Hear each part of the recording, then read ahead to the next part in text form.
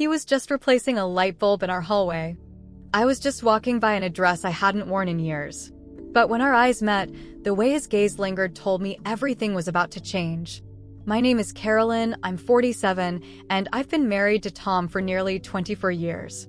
We live in a quiet suburb outside Richmond, Virginia.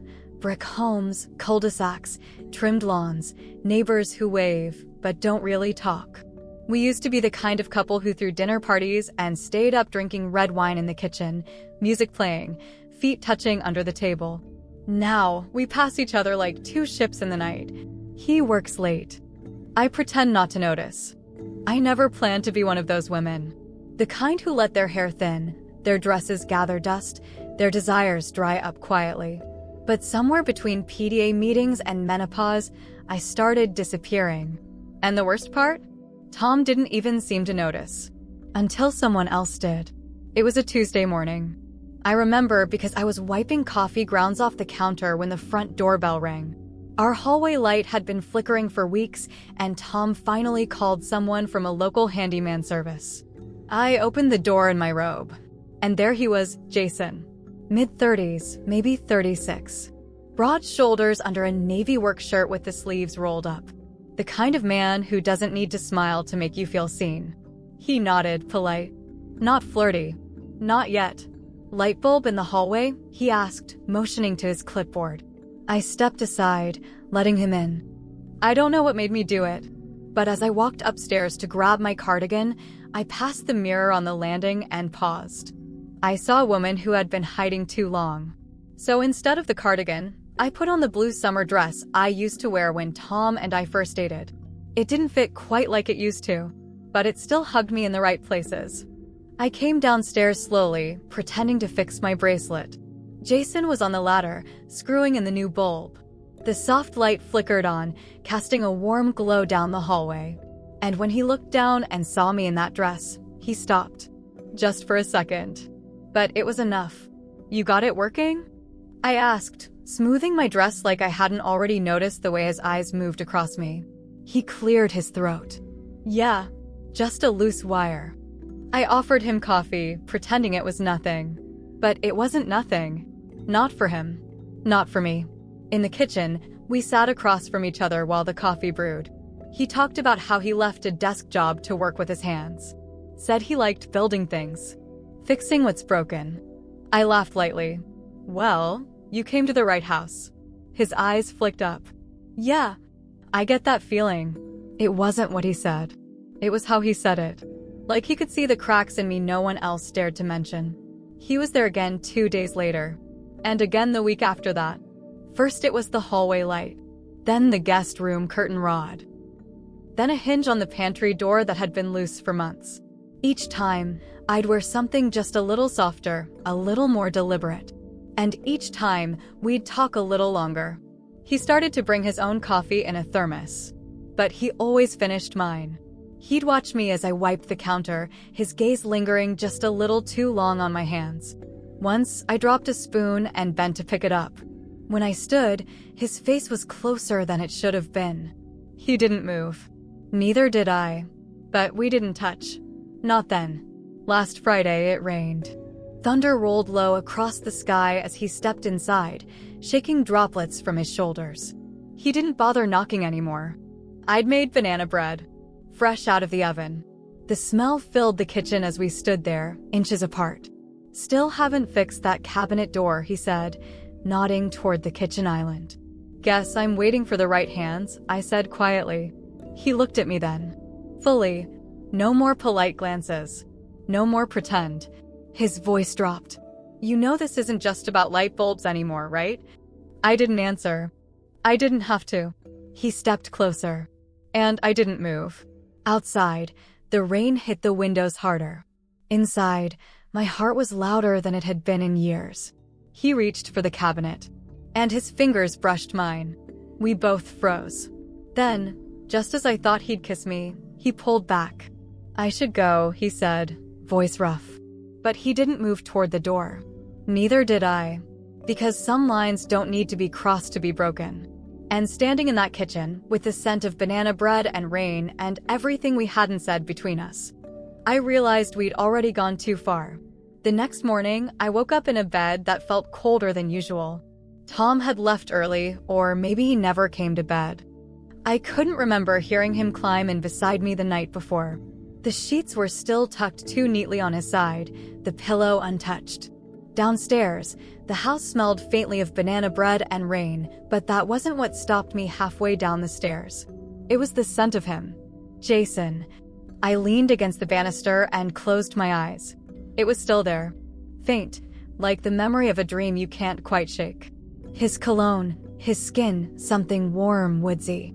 It clung to the air near the cabinet he almost fixed. Almost. I walked into the kitchen barefoot, wearing the same wrinkled blue dress from yesterday. It still held the heat of yesterday's adrenaline. The neckline was looser than I remembered, or maybe I was just more aware of how it hung on my skin. I pressed my palm to the countertop, right where Jason had rested his hand. My thumb brushed over the grain of the wood, imagining his fingers there. The way he'd looked at me, like I wasn't just someone's wife. Like I was me. Still visible. Still wanted. But nothing had happened. Not really. That was the lie I kept telling myself as I poured a cup of stale coffee and pretended not to look at the door. Pretended not to hope he'd walk through it again. 2 days passed. Tom didn't mention the cabinet. Didn't ask about Jason. Didn't even look me in the eye. On Thursday morning, I opened the front door to grab the paper and nearly dropped it when I saw Jason standing at the edge of our walkway, toolbox in hand. Eyes already on mine. He looked tired. Or maybe nervous. But he didn't speak. "You're early," I said, my voice softer than I meant. He shrugged. Just wanted to finish what I started. I let him in without another word. In the kitchen, he moved toward the cabinet like muscle memory. Like we hadn't shared that moment just feet from where he now stood. I watched from the corner, arms crossed. The air between us was heavier this time. No playful banter. No soft teasing. Just silence. He unscrewed the loose hinge, then reached for the replacement. His hand grazed mine, and neither of us pulled away.